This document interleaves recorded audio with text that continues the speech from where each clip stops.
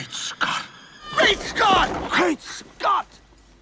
Ladies and gentlemen, boys and girls, it's Diego with the beautiful Karina, my lovely prometida. And as you guys know, who are familiar with this channel, your channel, we went through the K1 visa process. Karina's from Venezuela, but she was living in Colombia.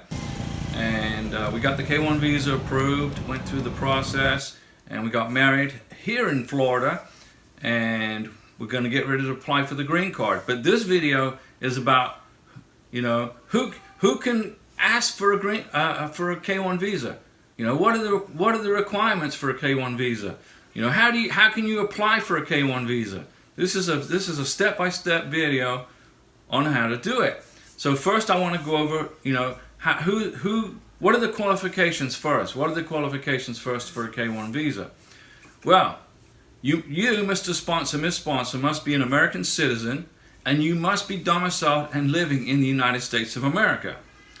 You must be legally free and able to get married, as is also your beneficiary. So if you're divorced, you got to have a certified copy of your divorce decree.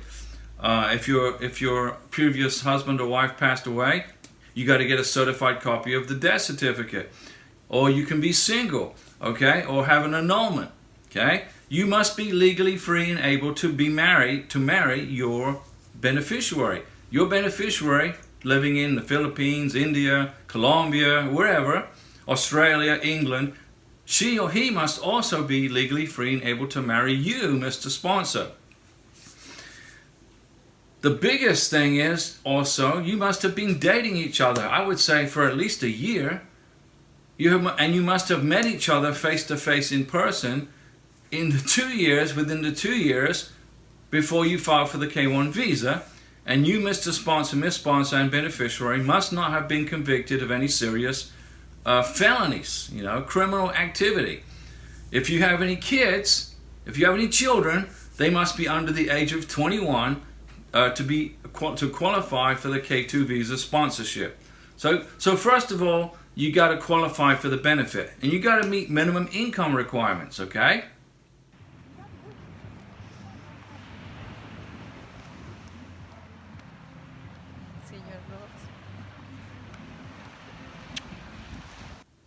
So you guys must have met each other face to face and spent some quality time together. I would say you would have dated each other for at least a year. You know, your sponsor probably, hopefully, or your beneficiary made at least 2 trips to be with each other. At least 2 trips, even though the minimum requirement is 1 trip.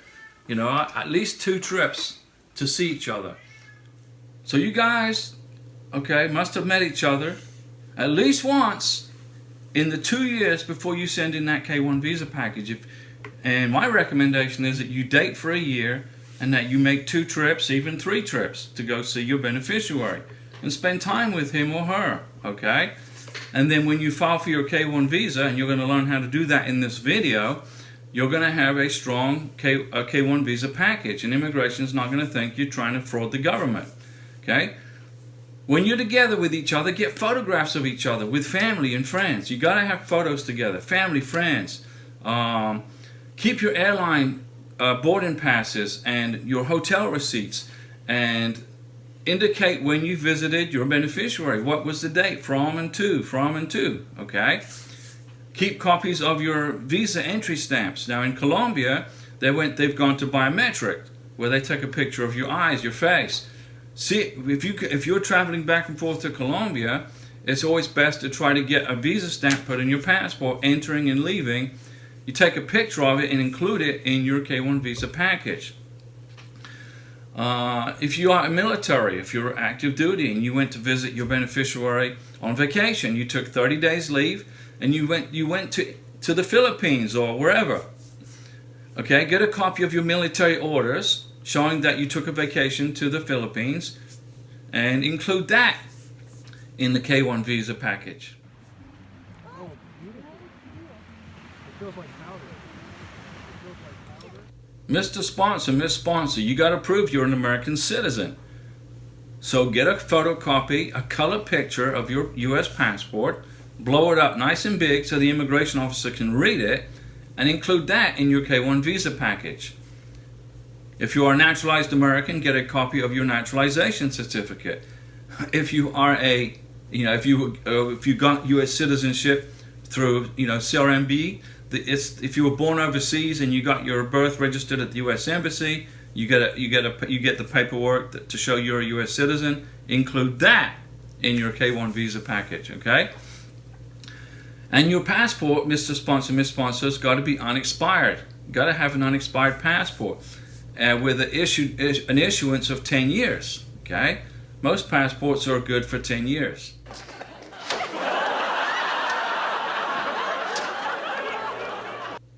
Now, Karina's from Venezuela, and she had to qualify on her side of the house for the K1 visa also, okay?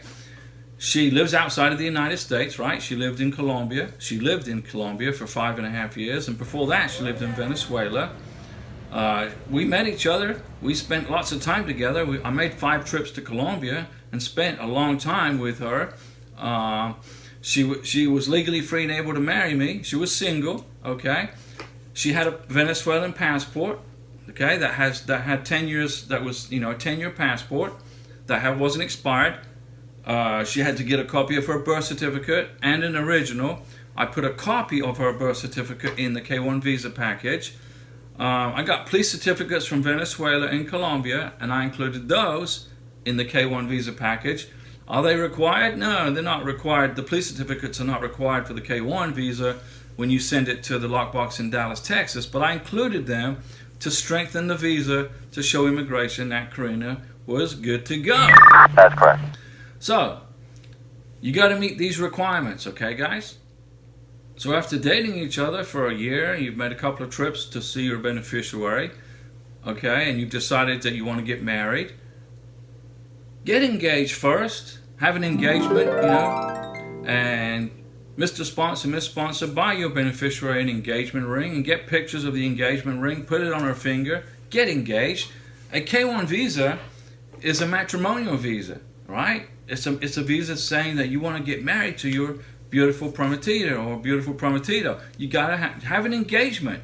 Now, don't have an engagement party where you dress up like it looks like a wedding, because immigration might think you got married. Okay, so don't include any pictures of a cultural ceremony of an engagement. Just have street clothes, a regular get-together with family, at a restaurant, and say, hey, we got engaged. Here's the engagement ring. Take a picture of the engagement ring. Take a picture of the receipt showing you bought the engagement ring. White out the price. The immigration don't care how much the ring is. And then include that in your K1 visa package, okay? Include an engagement ring. Include photos of an engagement ceremony, but not in cultural wedding clothes. Don't do that. Just in street clothes, okay? And in the K1 visa package, you guys are going to write letters of intent to get married. Karina wrote a letter of intent to get married in Spanish. I translated it into English. I wrote a letter of intent to get married in English. And in that letter of intent to get married, you got to state that you're both legally free and able to marry each other, okay? Your citizenship status. I said I'm a U.S. citizen. Karina said I'm a Venezuelan citizen living in Colombia. And we both stated that we will get married within 90 days of our entering the United States. Karina entered the United States via Miami on January 3rd, 2024, and we got married on January 14th, 2024, well within the 90-day window required by immigration, okay? And you got to prove you guys met each other in person, face to face, okay? You got to prove that you met each other in person, face to face. In your K1 visa package, include wedding plans, okay? Well, how do you make wedding plans if you aren't married yet? I mean, if you haven't got a K1 visa approved yet, correction. Well, you can email the government office where you want to get married, or you can email the church, your pastor, who have some kind of paper trail via email showing that you are planning a wedding. You just don't know the date or the day yet because you haven't got your K1 visa approved. So get all these wedding plans together, get a month's worth, 2 months worth of wedding plans, email your pastor, email a restaurant and say, hey, we're planning on getting married. Is your restaurant big enough to hold a wedding party of 30 people? The restaurant will reply back to you, sure, we got space for 100 people or whatever. Your pastor will email you back and forth. I'd love to marry you. just let me know when. You can't give them a day yet because you don't know. But include all these wedding plans in your K1 visa package, plus your engagement party, plus the engagement ring, like I mentioned, okay? Very important. You want to get approved right off the bat, first time. You don't want to be getting RFEs, requests for further evidence, from immigration. And your sponsor has got to meet minimum income requirements for the K1 visa, okay? The adjusted gross income of your most recent tax return must be equal to or at least 100% of the federal poverty guidelines for the embassy interview and 125% for the green card. My rule of thumb is if the minimum income requirement for 2 people is $30,000, make $35,000. If you're right on the border of your income, there's a good chance you're going to be required to get a joint sponsor. Now don't forget, guys, same-sex partners are eligible to apply for a K1 visa also. You know, the U.S. government doesn't discriminate against you for your sexual orientation, okay? So if your country, let's say, if you live in a country that does not allow same-sex marriage, it's irrelevant to the K1 visa process because the United States government allows it. So, if your country doesn't allow it, obviously you can't get married in your country if you wanted to go through a spousal visa. But you can apply for a K1 visa, okay? So the first form you're going to fill out is USCIS form I-129F, I-129F. And you can get that form and fill it out and print it at uscis.gov/forms. So you're going to fill out your I-129F, okay? First, you got to include that with your K1 visa package. You must sign it and date it, and don't make any mistakes. Don't make any spelling mistakes on the names. Don't get any mistakes on the passport numbers. Don't make any mistakes on date of births. Don't transpose numbers. Don't transpose letters, okay? Take your time filling out the form I-129F. Include a copy of your passport, Mr. Sponsor, Miss Sponsor, the biographic page, certificate of naturalization, or birth certificate. And you must also include in your K1 visa package a copy of your beneficiary's passport. The biographic page, blown up nice and big so immigration can read it in color, okay? You got to include evidence of your relationship, that it's real. You got to put in this K1 visa package lots and lots of evidence that your relationship is real. Pictures, photos together with family, friends, neighbors, okay? The neighbor's dog. Travel itineraries, trips that you took together. Karina and I, we went on vacation to Cucuta, Colombia. We went on vacation to Cartagena, Colombia. We took a trip to Chowchi. We took a trip from Cucuta to Bogota, Colombia on a bus, and we visited all these towns. And I included in the K1 visa package photos of the trips. Photocopies of the plane tickets we took with Avianca Airlines from Bogota to Cucuta, from Bogota to Cartagena. I included the itineraries and the boarding passes and the photos, okay? And the hotels we stayed at. We stayed at the hotel in Cucuta. We stayed at a hotel in Cartagena. And I included a year's worth of text messages using WhatsApp and Yahoo Messenger, although I prefer WhatsApp. I printed probably 1,000 text messages pages and put it in an album of document protectors. You probably don't need 1,000, but that's what I used in my K1 visa application. I probably went overboard, but that's okay. Karina's right here. She got approved, right? Include emails, text messages. If you're texting each other, screenshot the text message and print it, okay? Hotel itineraries, everything. You got to prove the relationship is real, and I would say date each other for at least a year. At least a year, okay?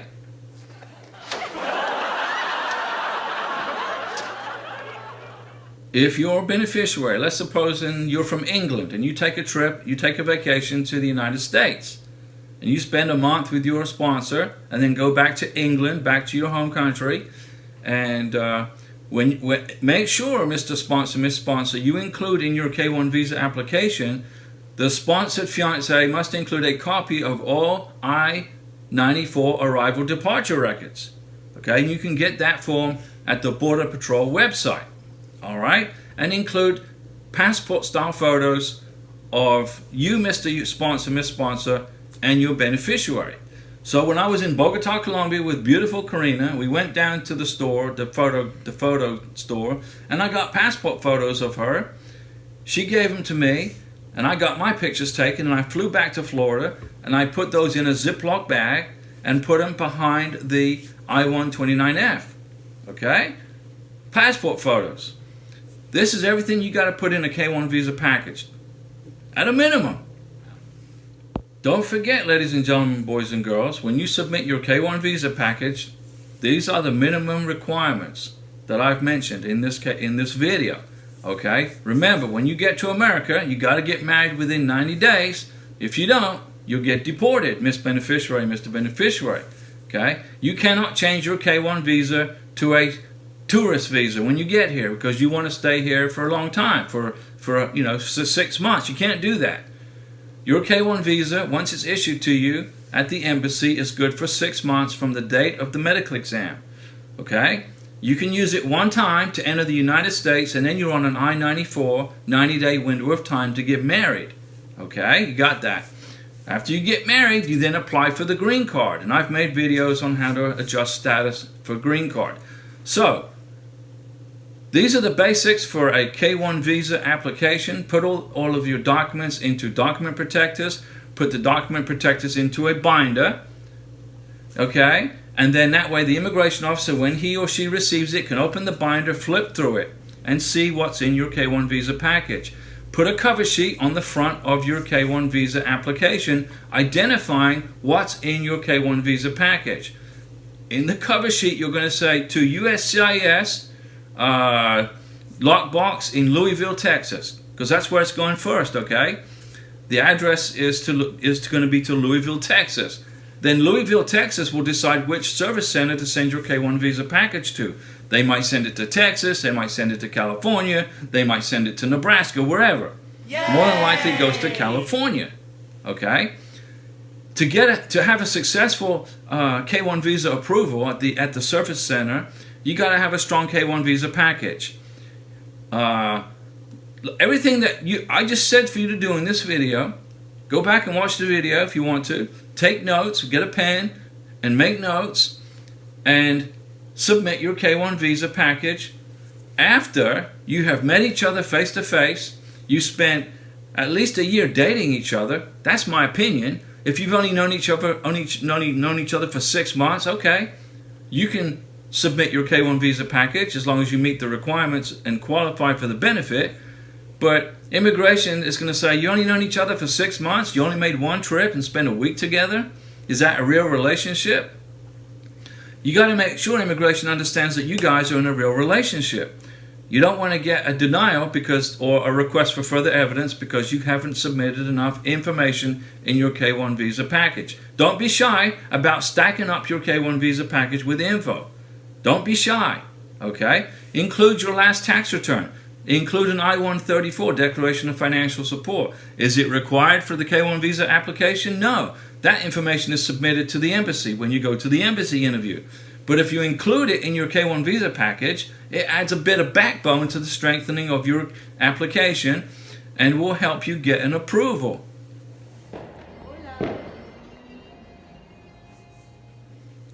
In fiscal year 2022, 80% of all K-1 visas were approved at the service center. Okay? 80%. So the approval rating is high. It's a good way to get a visa. It's a good way to get married and start your lives together. Okay? So don't be scared of a denial. The only reason you'll get a denial is if you don't qualify for the benefit and you cannot provide evidence that you met each other face to face in person. You got a bad criminal record, Mr. Sponsor, Miss Sponsor, felonies. Immigration are going to protect the beneficiary from you. Okay? But the approval rate for fiscal year 2022 was 80%.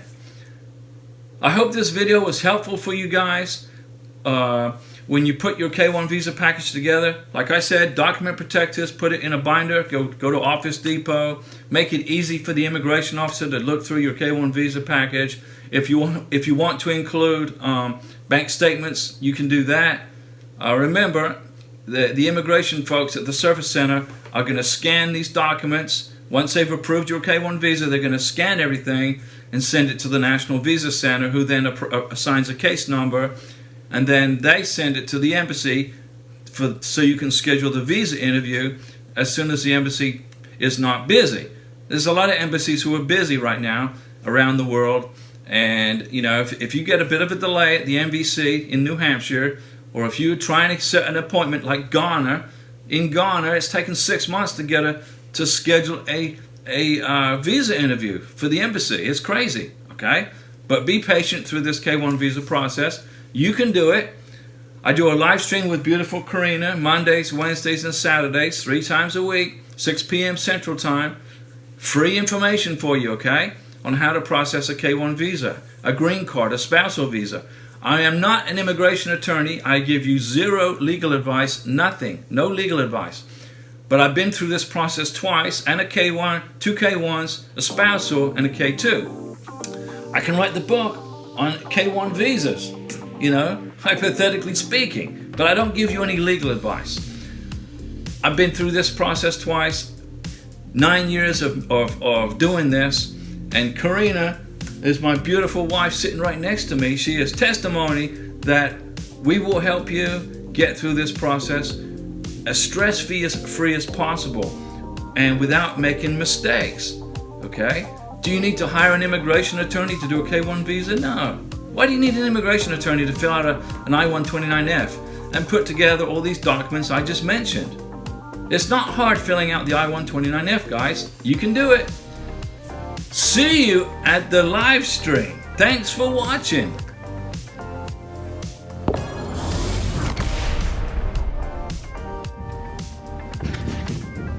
I'll be back.